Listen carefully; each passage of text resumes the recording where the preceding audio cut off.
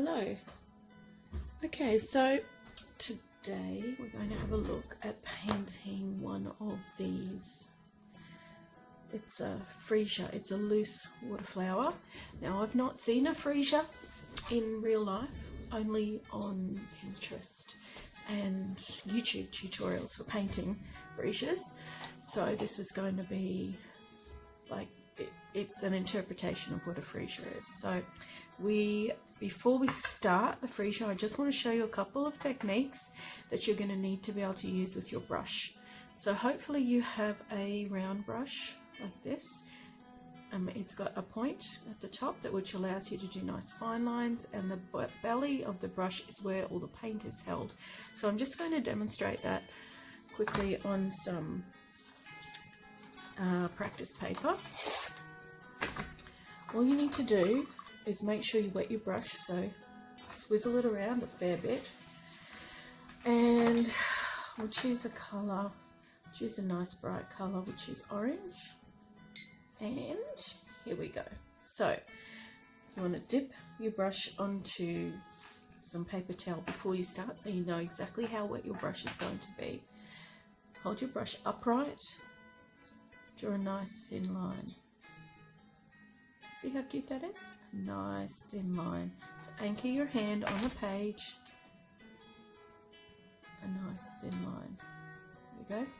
Now to make a leaf shape or a petal shape like we're going to be doing, you're going to use the belly of the brush. So I'll show you how to use that. So here we go, nice thin line. Press down. Drag it up. Ta-da! And there we have a leaf shape.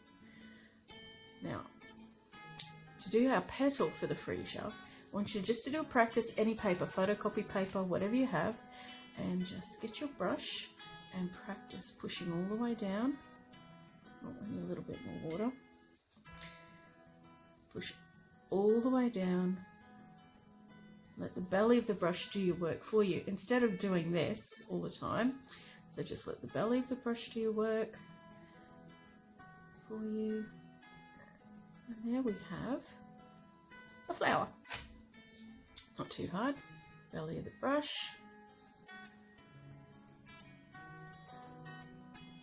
and we have a flower. Okay, so go practice that for a couple of minutes, and then turn this off, pause it, and then come back, and then you can have a go at our freesia. Okay, so I'm just going to jump straight into the freesia. Alright, so I'm going to use yellow. I know they have fancy names in the more expensive watercolour palettes, but I have got a palette from the paper mill, and yeah, the yellow colour I'm using is going to be called medium yellow, or as I like to call it, delicious yellow, because it just looks so yummy. Alright, put some on the page. Now, even if this is your very first watercolour, don't stress out. I just want you to go for it. It's loose, so it doesn't really matter. There's not a lot of rules. All right, so I'm going to start down at the bottom, and the stem is going to go up and curve around here. So here we go. This is how we're going to do the first flower. Use the belly of your brush. There's your flower.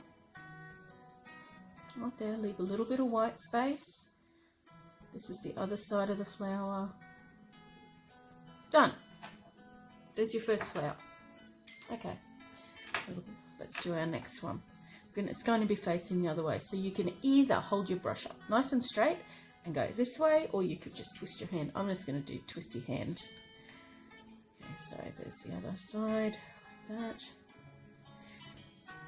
Leaving white space is probably the most important thing I can say to you about watercolour painting when you're doing loose florals. Right, the next one, it's going to come up here like this. See, again, I'm using the belly of the brush, and these petals are on the inside. These little lines represent the other side of the flower, if you hadn't already guessed. Of course you've guessed, of course you've worked that out. And then we're just going to have just like a little one just coming out here, and then another one that's going to be just also peeping out, and then the rest I'll do in green. But I do want to drop in a little tiny bit of maybe red. I hope my paper's still wet enough. Actually, I might just go over that. If your paint dries out while you're painting and you want to drop extra colour in, you go over it, but you've got to go over the whole flower. Otherwise you'll get weird patterns. Now I'm using Canson Heritage paper, which is 100% cotton. It's actually really, really nice, surprisingly. Not quite as good as Arches, but it's pretty good. Alright, so I'm just going to drop some colour in there.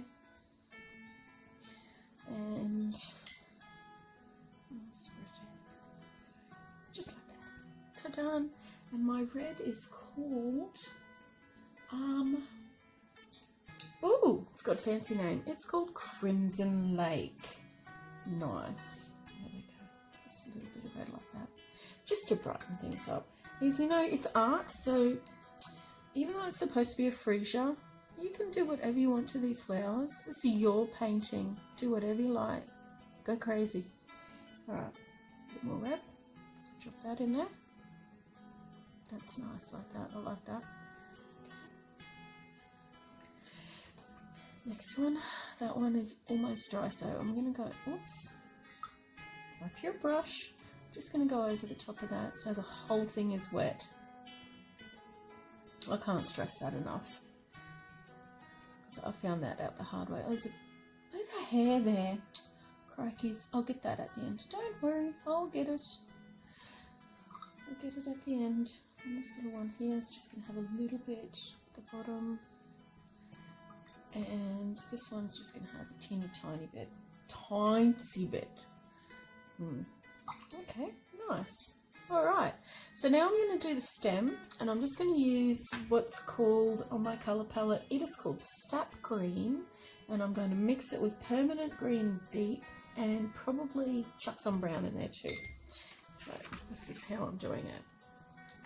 I'm going to get some Sap Green like so, just like that. Get some water, there's my Permanent. That's good. Now, I like to call this special colour brown, but on the palette it's actually called sepia, or sepia, depending on where you come from, I guess. I would call it sepia. And then we're just going to have, again, a wet brush, but not so that it's falling off. Just tap it lightly on your paper towel, and let's do this. Here we go. Just going to touch at the side there, that's it there. It's going to come up this way because the flowers on this are actually really close to the stem. It's like they're coming off the stem. So you just have to be careful that you don't do your flowers too far out, and if you do, you know what? Too bad. It's art. Knock yourself out. Be proud of what you create. There now, it's bled a little bit into it, which is what I actually want to happen. I'm going to put a couple more buds just coming out here, and another one coming off here like this. This one hasn't quite broken away from the stem yet. And there we go, the stem can just keep travelling. Fix that a bit. We are nearly done, believe it or not. I'm just going to put a tiny bit of yellow for this one here.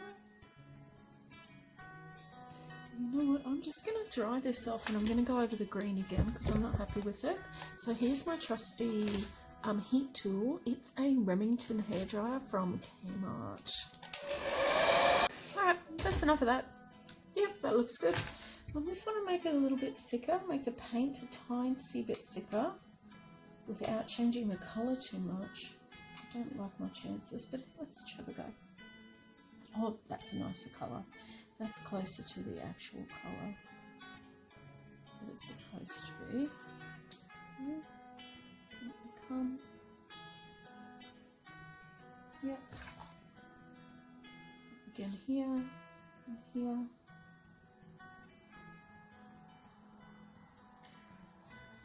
Oh, tell you what, I film late at night at my house because I live on the main road and it's really, really noisy. I don't know if you can hear the cars and the dogs barking in the neighbourhood, but yeah, my puppy is snoring away, happy as.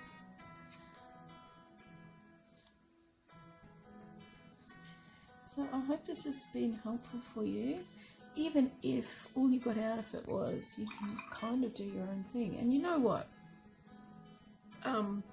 Like, it's finished. I quite like that. But if you want to make these colours pop a bit more, here's what you do. Make sure I've got the colour of that time I did. Go over. Now remember, go all the way over. Grab some more of your yellow or whatever colour that you want to colour your freesias. Apparently they come in different colours, like pinks and whites and stuff. This technique is called glazing. Now you'll find some of your watercolour papers will just suck up the colours that you use. It's not you, it's the paper. And some of your paints are just cheap. These are really cheapy paints. And when I can afford to upgrade to artist quality paints, believe me, I will be. Well, I'm liking this now. I'm liking it. Liking it a lot. Make sure you keep your water on your flower, otherwise your paint's going to go everywhere. Unless, you know, that's the look you're going for. You can do that too. Go for that look. And some yellow here, and some here. Oh, that's a bit wet. So you use your brush, just pick that water up with your brush. Clean, dry brush. Pick up the water. There you go. You're all good. Oh, now look at that. The colour's just shining. And there's still enough of the red to peek through to make it really happy. Actually, from what I've seen of the freesias, this, like, I think they call it cloudy or puddling effect or whatever it is that's going on here, actually looks like freesia branch. Yeah. Excuse me. Yeah, pretty. Oh, so pretty. Look at the way that's bled in there. That's gorgeous. Alright. Well, I hope you have fun with that. I might just do one more thing. I think I'm going to choose, it's just a bit of a flatter brush. And I'm going to wet it with a little bit of water on my page. Just some clean water. Just slap it on there. Something a bit different. And I'm going to do yellow. We're just going to do some splatter. And see the yellow that lands in the water? How it just spreads out beautifully and does its own little magical thing? That's so cute. I actually really like this. I really like this one. Okay. I'll show you my original that I did. This is my original, which is, it's nice, but this I really like. Yeah, because I like the splatter and I like how loose it is, and I really like these little bubbles and clouding and how everything's bled into everything. So I hope you have a lot of fun with your painting. All right, good times. Good night.